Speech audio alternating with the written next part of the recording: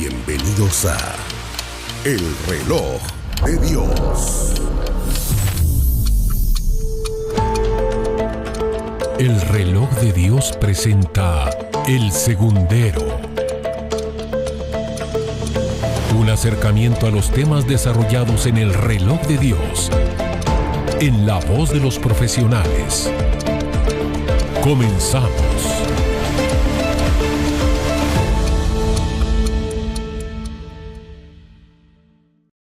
Hola, qué gusto saludarles. Este es El Segundero de El Reloj de Dios. Para explicar un poco el concepto, todos los domingos tenemos un encuentro para analizar los temas escatológicos de la Biblia y analizar los 7 escenarios, y lo hacemos con esa base, la palabra profética más segura que es la Biblia. Hoy vamos a dar el primer banderazo de salida básicamente para que el segundero pueda hacer un zoom, para que pueda tener esa lupa en la que podamos profundizar en temas con algunos profesionales, como por ejemplo temas militares o temas tecnológicos, entre otros. Para este efecto damos la bienvenida a nuestro anfitrión, el apóstol Sergio Enríquez. En esta ocasión, apóstol, nos encontramos para hablar de El Segundero de Dios. Gracias, Elcita. Sí, efectivamente creo que es importante, ¿verdad?, que algunos estudiosos de los diferentes temas den su perspectiva de las cosas que muchas veces platicamos, digamos, geopolítica, economía, tecnología,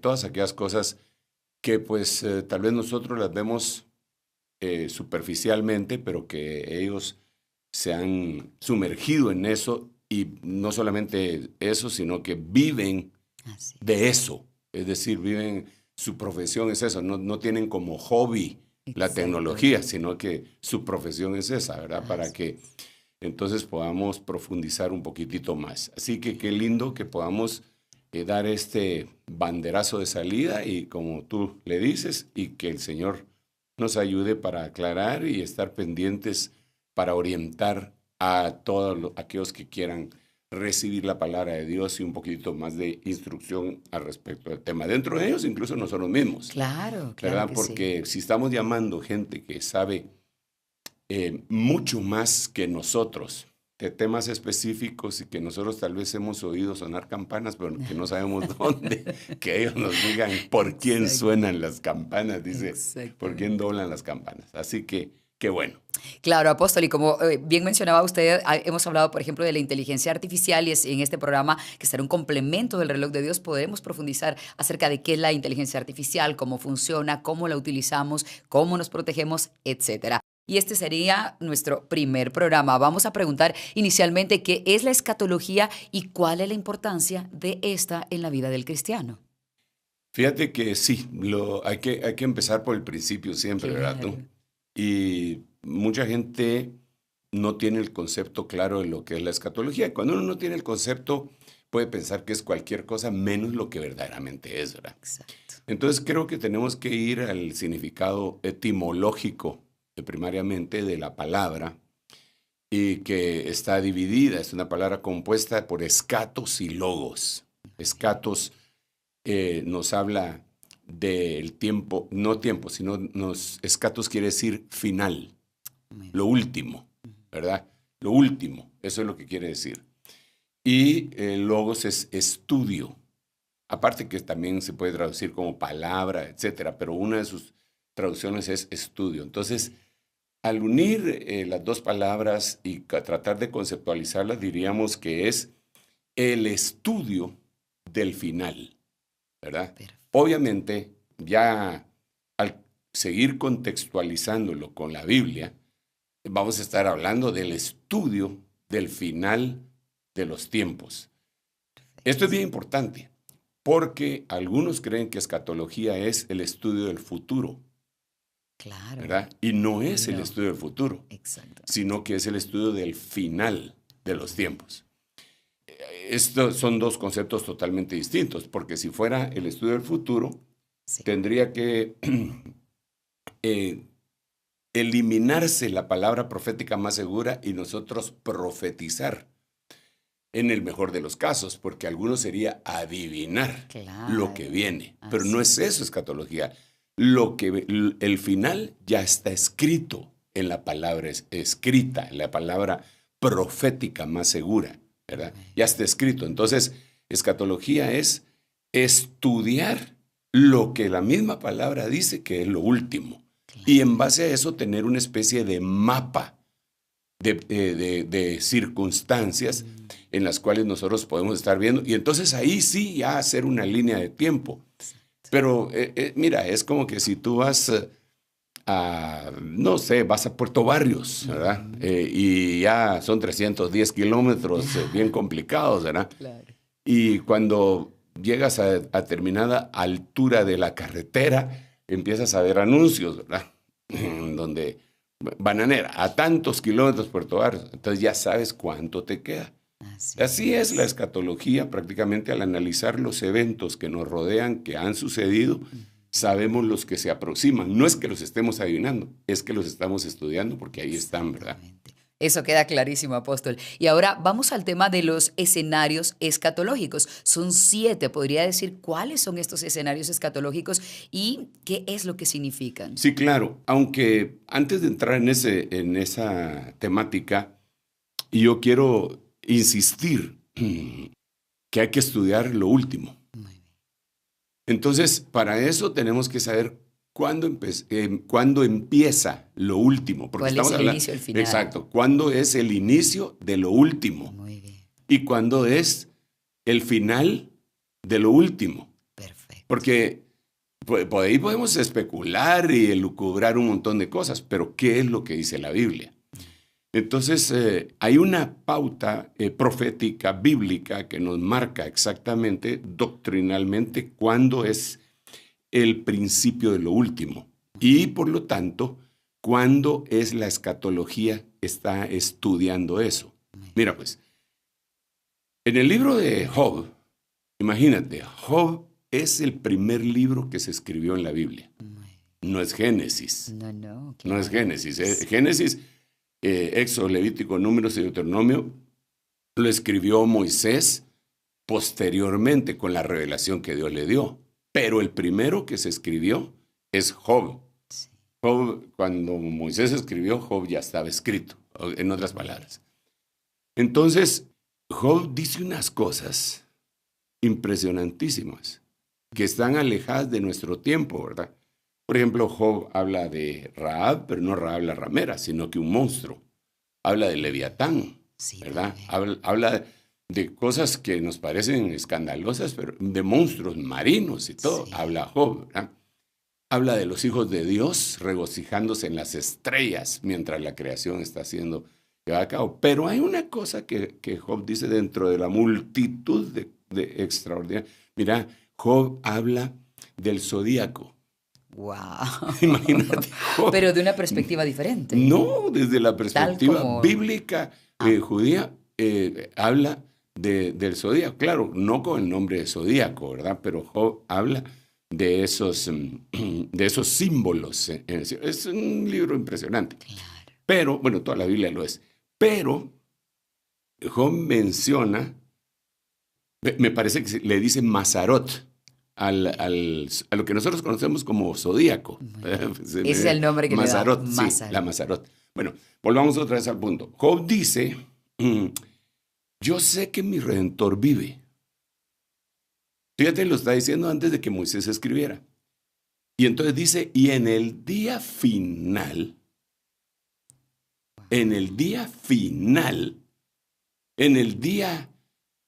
si habláramos en hebreo, diríamos en el emera escatos, en el día final, se levantará de en medio de las cenizas. Y entonces ahí uno dice, wow, ¿y aquí qué está hablando Job, verdad? Y ni siquiera existía Israel en ese tiempo. Claro. Y él está diciendo que en el día final, el Redentor se va a levantar de las cenizas. Entonces aquí tenemos que analizar, contextualizar todo. Sí. ¿Cuál es ese día final? ¿Quién es el Redentor? Así es. ¿Y quién es el Redentor? Pues nuestro Señor Jesucristo. Jesús, claro. ¿Y cómo se va a levantar de las cenizas? ¿De cuáles cenizas? ¿De cuáles cenizas? Entonces, nosotros en el contexto, el estudio de la Biblia nos damos cuenta que según 1 Pedro 3:18 hasta el 4:4, Jesús bajó a los infiernos. dice que Él bajó a los infiernos. Y en el contexto bíblico los demás apóstoles también insisten en que el que subió más arriba de todos los cielos también bajó más abajo de toda la tierra. Entonces, bajó hasta el infierno, pues. Bajó hasta el infierno, eso lo dice la Biblia, así como lo estoy diciendo, ¿verdad? Claro. Entonces, esas son las cenizas. A eso se refería Job. Esas son las cenizas. Y eso estaba reflejado en la explicación del por qué el cordero que sacrificaban ya en el tiempo de Moisés, ¿verdad? Ya cuando llevaban un corderito y lo degollaban y lo ponían sobre el altar del holocausto. Holocausto. ¿Por qué holocausto? Porque lo tenían que quemar. Sí. Entonces el cordero tenía que ser quemado y las cenizas quedaban ahí. Después tenían que limpiar las cenizas los sacerdotes, ¿verdad? Sí, sí. Lo único que no se quemaba era la sangre. La metían en una jofaina y con esa sangre, con el dedo derecho, el sacerdote purificaba el templo. Entraba hasta el lugar santísimo y purificaba el templo 7 veces con el dedo en el lugar santísimo, el lugar santo y el atrio. Era lo único que no se quemaba, era la sangre. Pero eso era una proyección extraordinaria, milenaria, ¿verdad? De lo que iba a venir a ser el Cordero de Dios. He allí el Cordero de Dios que quita el pecado del mundo, dijo Juan el Bautista. Entonces, ¿cómo lo iba a quitar?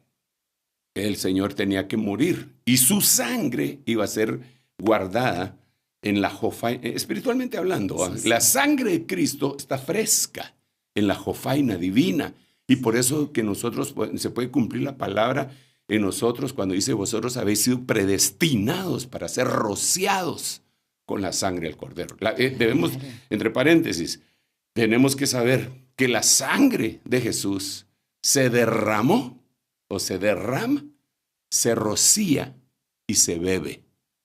En el sentido espiritual, desde luego. Sí, sí. Cuando se derramó en la cruz del Calvario para salvación de nosotros. Cuando se rocía en la purificación nuestra, según 1 de Pedro capítulo 1, versículo 1. Cuando se bebe, según 1 Corintios capítulo 11, en la Santa Cena. Atrio, lugar santo y lugar santísimo. Bueno, pues, entonces volvamos otra vez al punto. Entonces yo sé que mi Redentor vive y en el día final se levantará las cenizas. Entonces aquí decimos, caramba, entonces ¿cuál es el día final? Sí. Según la Biblia. El día final empezó entonces hace 2000 años. Cuando Jesús bajó al infierno. Cuando Jesús bajó y resucitó. Emergió de las cenizas. Cuando Jesús resucitó, empezaron los días finales. Hace 2000 años. Sí, y eso se corrobora con contextos bíblicos también. En donde dice, ahora en este último tiempo le ha placido al Señor. Entonces, y está hablando hace 2000 años, claro. el escritor sagrado. Pero no se queda solo ese versículo, sino que hay otro versículo que dice, en el libro de los Hechos, en el capítulo 2, desciende la persona del Espíritu Santo sobre los 120 que estaban en el aposento alto, y entonces empieza un barullo, como un estruendo. Todos los que vivían ahí salieron corriendo para ver qué era lo que había pasado. Y unos empezaron a burlar diciendo que estaban borrachos, los 120. Entonces se levanta Pedro y dice, estos no están borrachos como vosotros creéis, sino que esto fue lo que dijo el profeta Joel. Sucederá que en los últimos días derramaré mi espíritu sobre toda carne. Entonces, los últimos días empezaron con la resurrección de Jesús, como ya lo vimos con el contexto de Job, pero continuaron, y esto viene a refrendar que ya eran los últimos días, porque Joel había dicho que en los últimos días iba a venir el Espíritu Santo. Porque el Espíritu Santo antes de Jesús, antes de su muerte, resurrección y ascensión, venía a la tierra, pero no permanecía en la tierra. Visitaba y se iba, visitaba y se iba, visitaba. Pero en el Pentecostés vino y se quedó. Ahora, eso no me lo estoy inventando. La Biblia nos habla claramente cuando Jesús le dice a sus discípulos, y el que tuviera sed viniera a él y que él iba a dar a beber agua de vida. Y entonces dice, y dijo esto del Espíritu Santo que habrían de recibir los que habían creído en él. Y después dice, porque el Espíritu Santo todavía no había descendido. Claro. O sea, ¿cuándo descendió? En Pentecostés, 50 días después de la Pascua, descendió. Esos ya eran últimos días. Pero él cita, estamos hablando de hace 2000 años. Exactamente. Era el inicio del final. Exacto. Ese sería, si hicimos una línea de tiempo, decía, ese es el inicio del final. Empieza a pasar el tiempo.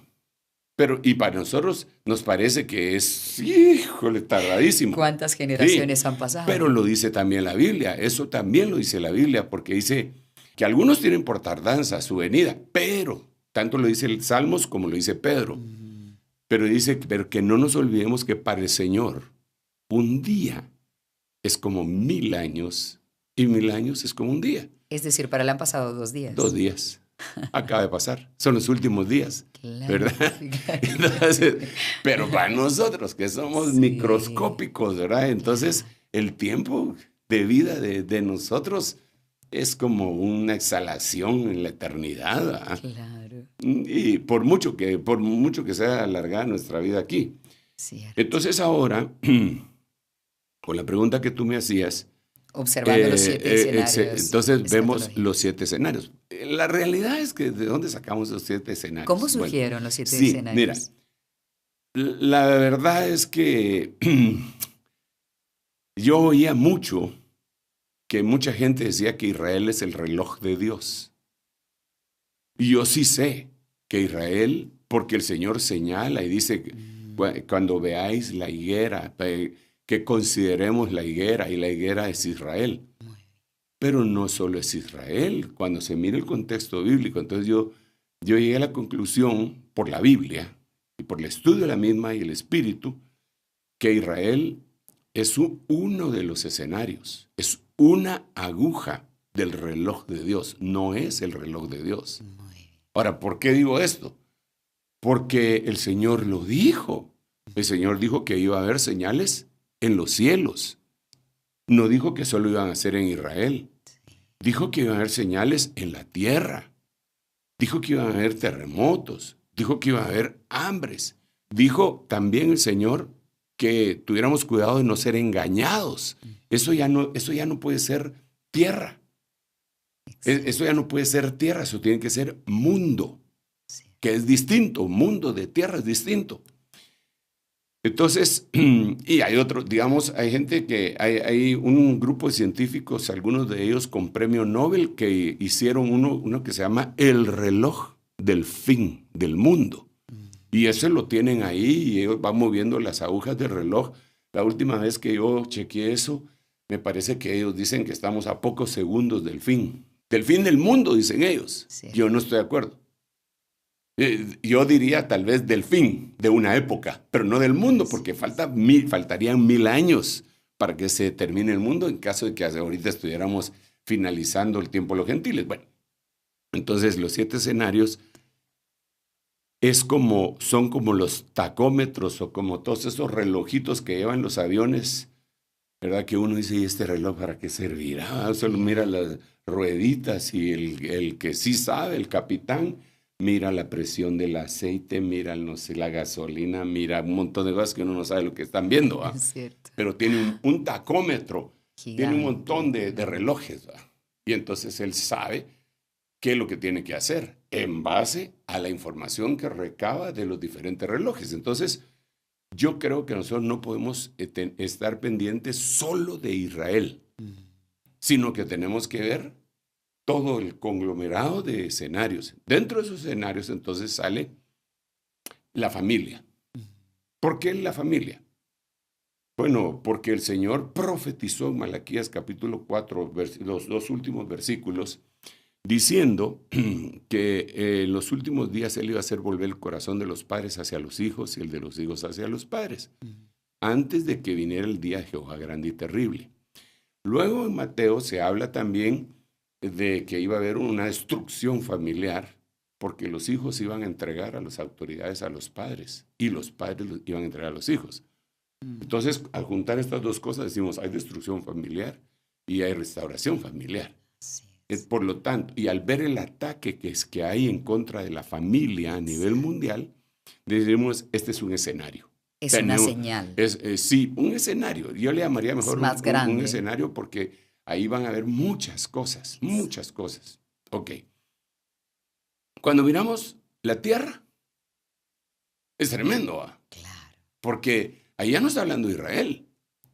Ahí está hablando, por ejemplo, Lucas 21:25 dice que las naciones enteras, no Israel, las naciones enteras llenas de angustia por el rugido del mar y de sus olas. Y entonces ahí ese es otro escenario que está siendo causado por el mar, la tierra que está íntimamente ligada con el mar. Habla del comportamiento de la naturaleza, digamos, de la tierra en sí. De la tierra dando sus estertores, ¿verdad? Tú, los dolores de parto, como le querramos llamar, rechazando lo que el hombre le ha hecho. Vamos a ver, ayer creo, estaba yo viendo una noticia que me impresionó mucho, ¿no? Que decía que en Groenlandia había habido olas tsunami gigantescas de 200 metros. 200 metros. Pero, a ver, 200 metros. Es como un edificio. Exacto, eso es un edificio. Así es. Y lo tienen visto ahí las personas expertas, las que tienen que ver el segundero de Dios. Ellos nos pueden decir de qué se trata. Ese es impresionante. Ese sería el escenario. Tierra. Es la tierra. Terremotos, inundaciones, cambio climático, erupciones volcánicas, ese escenario tierra. Todo lo físico, todo lo que estamos viviendo. Todo lo físico, pero de la tierra. De la tierra, muy bien. Estos escenarios se entrelazan. Sí. Más o menos yo los dibujo a veces como el símbolo de los Juegos Olímpicos, ¿verdad? Sí. Que son rueditas que se entrelazan. Claro. ¿Por qué? Porque, digamos, el otro escenario sería cosmos. Y para eso tenemos que traer a un estudioso de eso que nos diga, ¿verdad? Y otras Exacto. Cosas. Que nos hable de astronomía y de astrología. ¿Cuál es la diferencia? Todas esas cuestiones, ¿verdad? Yo podría poner tan solo un ejemplo. El Señor dice, vi en la Biblia una estrella ardiendo caer desde el cielo.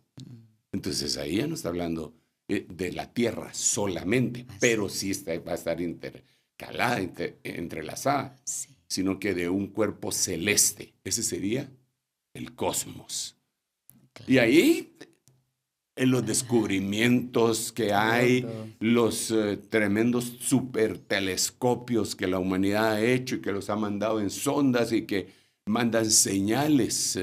Ya no es el telescopio del monte, Palomar, algo así se llamaba, que desde aquí de la Tierra. No. Son telescopios que lanzaron al hiperespacio y desde ahí mandan señales de lo que están viendo ellos. Wow, sí. Es una cosa tremenda. Que allí también entran los UFO que hablábamos la otra vez de extraterrestres, vida en otros planetas. Y no solo eso, sino que también, ahí entran todas las cosas, la conquista del hombre, el espacio, la llegada a la luna, las incursiones que se hacen a Marte y la que tú dices de incursiones de seres de otras creaciones de otras galaxias que van a estar viniendo, si es así o no es así, ¿verdad?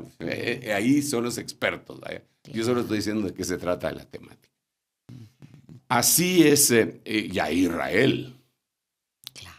Israel es un escenario extraordinario. Sí, claro. Porque dentro de ellos se habla de que, a partir del 14 de mayo de 1948, que fue la independencia, el cumpleaños de Israel todos los años, ¿verdad? Ahí empieza parte de su historia, pero no la totalidad. Porque en los 1900 ellos ya estaban pugnando y había un movimiento sionista, incluso, hay libros enteros que se escribieron cuando todavía Israel no existía el Estado moderno, pero ya existían históricamente. Por supuesto. Y probablemente con escenarios mundo y escenario tierra, otros confundirán el escenario cosmos. Ahora nos falta ver el escenario mundo. ¿A qué se refiere? Sí, el mundo es el sistema de gobierno. Cómo el sistema de gobierno ha cambiado a través de los tiempos, ¿verdad? En el escenario mundo lo que nosotros tratamos de hacer es analizar las diferentes formas de gobierno que hay. Por ejemplo, nosotros tenemos que entender que ha ido transicionando. En aquel tiempo habían reinos, después habían imperios. Sí. Después se desbarataron los imperios. Imperios ha habido pero un montón, ¿no? En las diferentes, y en todos lados. En América, en Asia, en Europa, en África, ha habido imperios. Sí. El imperio inca, el imperio azteca, el imperio maya. No reino. Así es. Porque el imperio contenía reinos.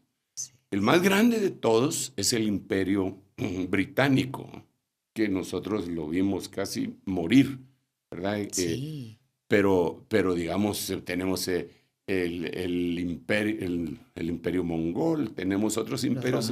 Los romanos. Hay un montón de imperios, ¿verdad? Claro, en su momento. Entonces, esto es apasionante. Para mí, pues, es apasionante y es historia. Sí. Entonces, ¿cómo van transicionando los gobiernos hasta llegar al gobierno único? Ahorita lo que está haciendo, lo que se está dando en la tierra ahorita, según el estudio de la palabra profética más segura, es que están pugnando por una nueva forma de gobierno, a la cual se le llama nuevo orden mundial.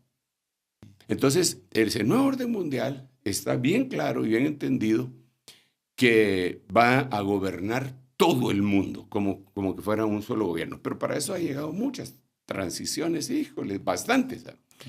Entonces tienen que tener argumentos muy sólidos para que los países puedan declinar su soberanía. Sí, y como dice la Biblia en el libro Apocalipsis, que los 10 reyes le dieron su autoridad a la bestia.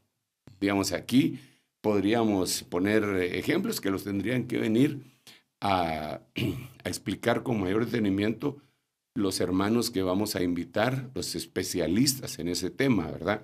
Pero yo solo por mencionar algo, hace unos días mencionamos acerca de la guerra de la arena, ¿verdad? Cierto. De la guerra de la arena, muchos países están ya legislando que no se utilice arena de río, que no se extraiga arena del río para las construcciones, ¿verdad? Digamos, uno de los más cercanos que ya legisló eso es El Salvador. Sí. El Salvador está prohibido por ley que saquen arena de los ríos, del lecho del río. Está prohibido. Porque entonces, como consecuencia le hace daño. Es un daño, lo que explicamos en la guerra de la arena. Pero entonces, ¿dónde la van a conseguir? Pues de plano que en Honduras, Nicaragua y Guatemala, que no tienen ese tipo de legislación. Así es. Pero entonces después lo van a empezar a legislar.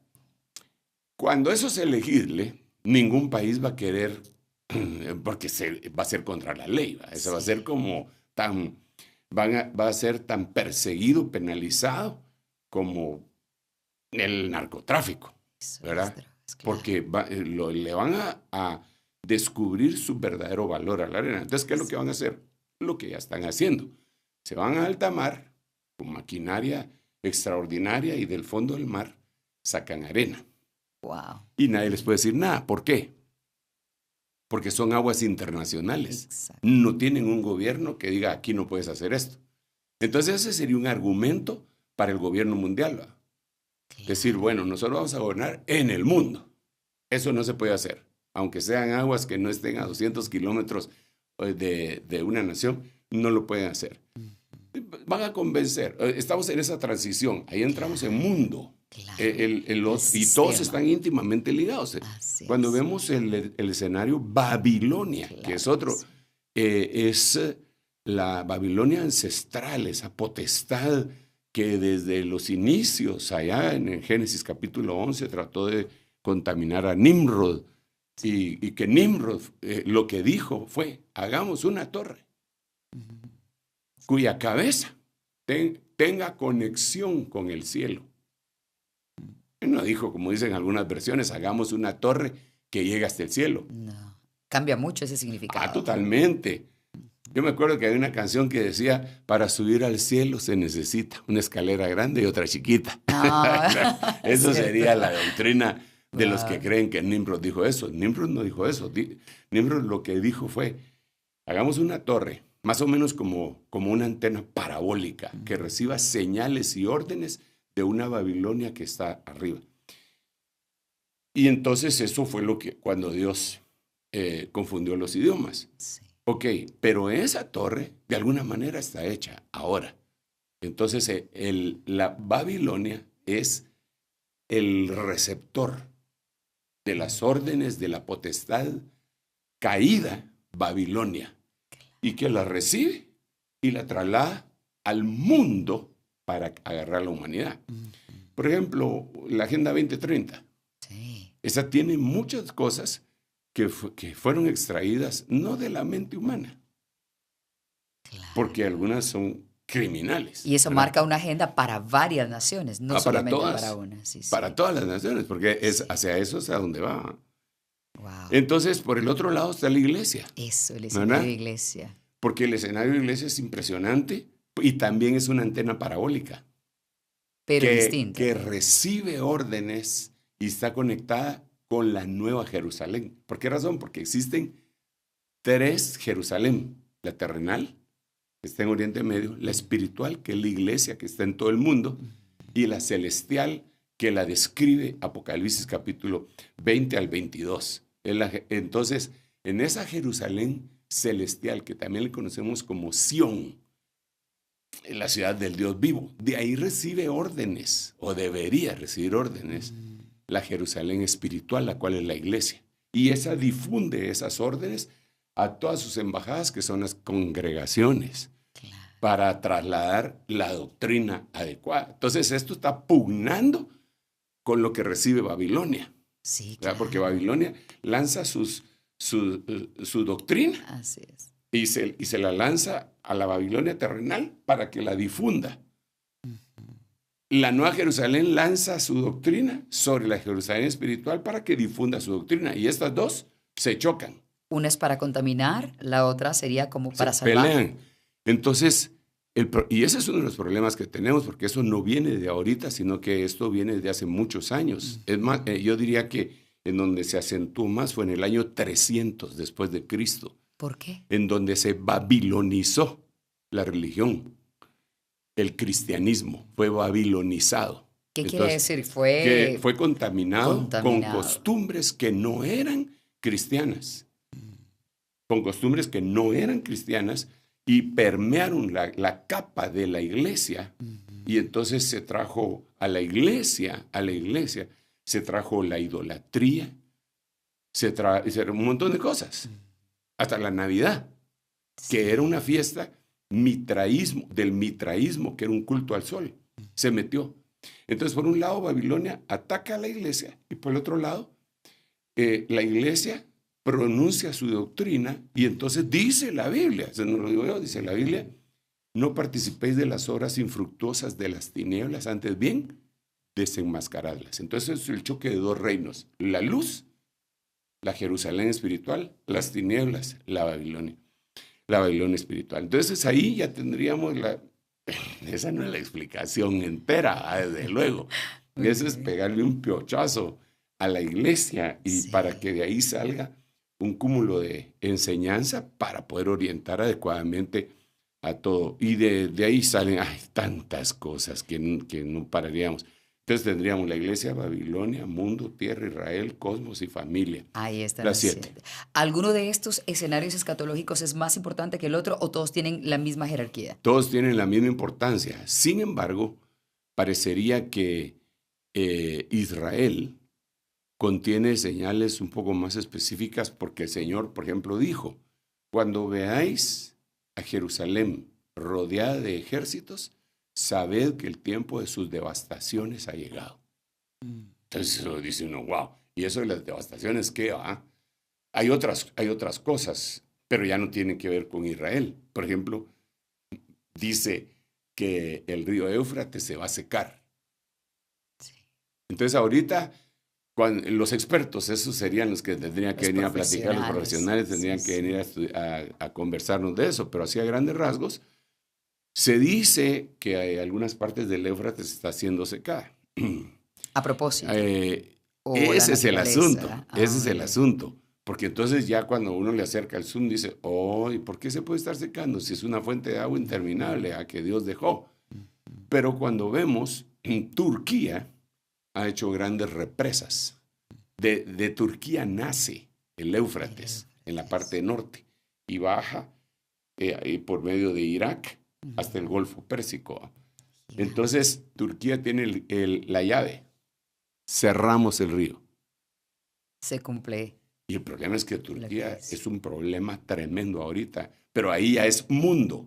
Mundo, tierra, y son un montón, por eso están entrelazados. Sistema, el mundo. Pero no necesariamente tiene que ver específicamente con Israel. Por eso yo digo que Israel es una aguja en el reloj de Dios, no es el reloj de Dios completamente. Entonces, digamos Turquía, que fue el Imperio Otomano. Turquía fue el imperio, ahí estuvieron el Imperio Otomano, que gobernó bajo la religión musulmana a árabes y a turcos. Bueno, entonces ahora Turquía está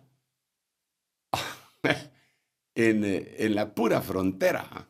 Turquía, digamos en este momento, Turquía está a favor de Rusia y a favor de Occidente.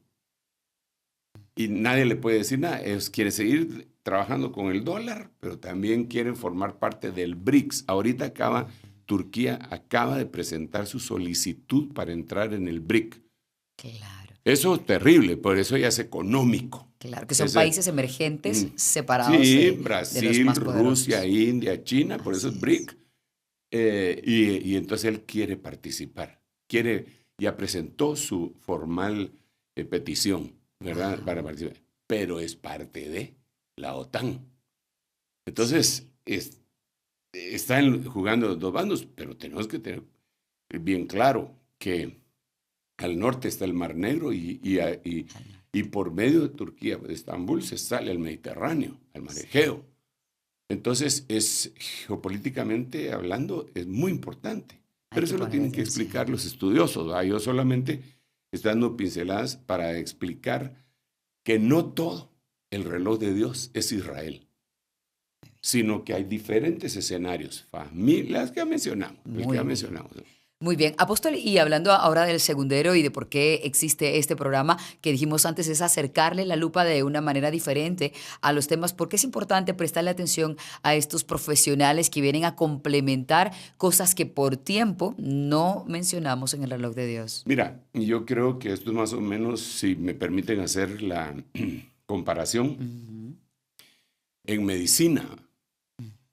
Pues está el médico general, que es el que recibe prácticamente a todos los pacientes, ¿verdad? Cuando la cosa se vuelve un poco más específica, pues el médico general deriva a diferentes especialidades, pero generalmente lo hace con un médico internista. Y el médico internista es otro especialista, que además de haber estudiado como médico, tuvo que haber estudiado 3 años más, creo. No son 3 o 4, para convertirse en médico internista. O sea, ya doble médico. Sí, entonces viene y cuando mira, dice, no, usted necesita ir con un cardiólogo, usted necesita ir con un nefrólogo, usted necesita ir. Y entonces, aquellos que también ya pasaron por médico general, que ya pasaron por médico internista, decidieron ser cardiólogos, cirujanos cardiovasculares, neurólogos, etcétera. Pero ya se enfocaron solo en eso. Especialistas. Cuando a ellos se les pregunta de cosas de medicina general, lo contestan porque lo saben, pero no les gusta, porque ellos quieren enfocarse en su área, ¿verdad? Entonces así tendríamos que, para ejemplificar, ¿verdad? Claro. Hay hermanos que son militares de profesión, ¿verdad? De profesión, no son militares que se hicieron en la calle, sino que en academias, en universidades, y que también les tocó el campo de batalla. Sí. Ellos son los que han estudiado las guerras y las estrategias que tienen el día a día y todo eso. Nosotros como hobby lo leemos, ellos no, es su profesión. Así es. Entonces ellos nos pueden orientar, ayudar en esa temática.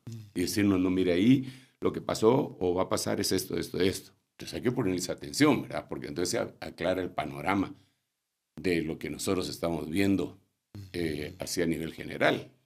Sí. En cualquiera de estos casos, hay cosas que nosotros ignoramos de medicina, por ejemplo. La medicina es una de las cosas más complicadas y la tecnología, porque el Señor dijo que iba a avanzar. Así que el segundero es para que oigamos a estos hermanos que Dios les ha permitido la oportunidad de especializarse y de vivir y trabajar en ello, vivir de ello.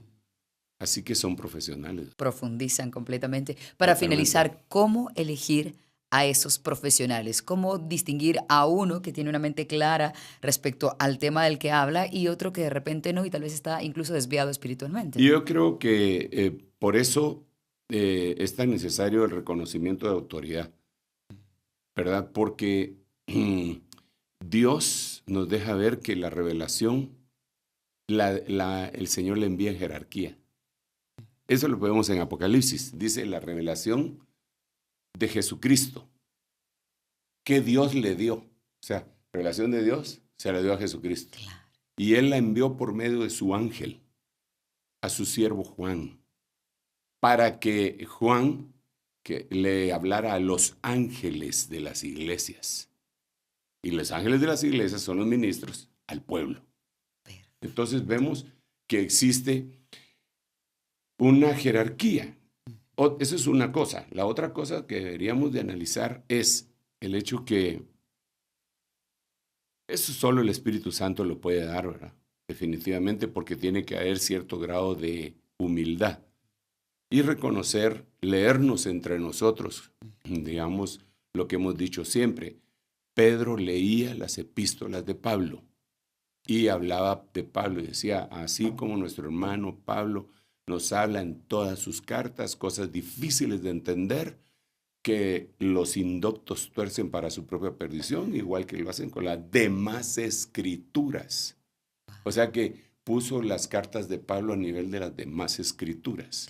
O sea, y eso que habían tenido roces entre ellos. Exacto. Entonces había cierto grado de humildad para reconocer lo de Dios que había en ellos, ¿verdad? Eso lo vemos constantemente. El Señor, hablando de Juan el Bautista, no ha nacido otro como él. Sí. Juan el Bautista, hablando del Señor, no soy digno de echado en tierra desatarle la correa del calzado. Pedro, apártate de mí que soy hombre pecador. O sea, existe cierto grado de humildad y reconocimiento. La humildad está íntimamente ligada con el reconocimiento de autoridad. La gente que quiere ser lo máximo y no tener autoridad sobre sí, no tienen humildad. Es por vanagloria, por orgullo. No respetan jerarquía. Entonces, ahí es más fácil que haya un resquicio en donde entre la herejía. Pero cuando nosotros vemos al apóstol Pablo, dice, ya tenía 14 años de ser apóstol y dice, subió a Jerusalén a buscar a los que habían sido apóstoles antes que él y que eran columnas de la iglesia para presentarles una revelación que había recibido él para no correr en vano. No, es la gente lo que hace es agarrar un TikTok y se pone en contra del otro. No le hablan como dice la Biblia, porque lo bíblico es, tú miras hoy en la multitud de gente que ataca a otro ministro y para crear tráfico en sus redes y monetizar eso y vivir de ello. Pero no hacen lo que dice la Biblia, porque la Biblia lo que dice es que si tu hermano está cometiendo un error, vayas con él y le hables. En privado. En privado. Eso no lo hacen los tiktokeros, a ver si ya han llamado a los criticados. Y yo no es que esté de acuerdo con los criticados.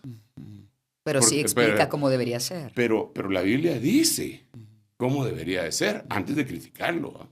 Claro. No, porque hay algunos y lo único que hacen es poner lo que el otro está diciendo y hacer la cabeza así, ni siquiera presentan argumentos. Desaprobándolo. Sí, y no están siguiendo lo bíblico. Miramos también a Daniel, tremendo profeta, tremendo, leyendo a Jeremías. Y él dice ahí que leyendo Jeremías entendió que las devastaciones de Israel se habían terminado, que los 70 años habían pasado y que iba a venir la reconstrucción del templo. Entonces, una de las formas es Dios nos da su verdad distribuida entre todos los ministros. O sea, Puede ser que aquel ministro sea un faro de luz en algunas cosas, pero eso no quiere decir que sea el faro. Interesante que Dios no se lo da todo a uno. Exacto. No es el faro es el Espíritu Santo. Es un faro, es una antorcha. ¿Qué es lo que tenemos que hacer? Primero, conservar la unidad del Espíritu. Efesios capítulo 4, del 1 al 3. Segundo, avanzar hacia la unidad de la fe por medio de los 5 ministerios. Efesios capítulo 4, del 11 al 13. Y por último, la unidad del cuerpo. La iglesia. Juntarnos. Efesios capítulo 4, verso 16. Pero ¿qué es lo que muchas veces hacemos nosotros para querer tener unidad? Solo nos juntamos, pero no tenemos unidad ni de espíritu ni de doctrina. Entonces solo desayunamos juntos. Claro que eso confunde mucho cuando se dio todo esto de las religiones que básicamente querían estar juntas. Oh, sí. No, esos son otros 20 pesos. Hay confusión y en ese sentido. esa es parte del estudio de la escatología Babilonia, permeando el escenario iglesia. Ese movimiento ecuménico. Exacto. Muy bien.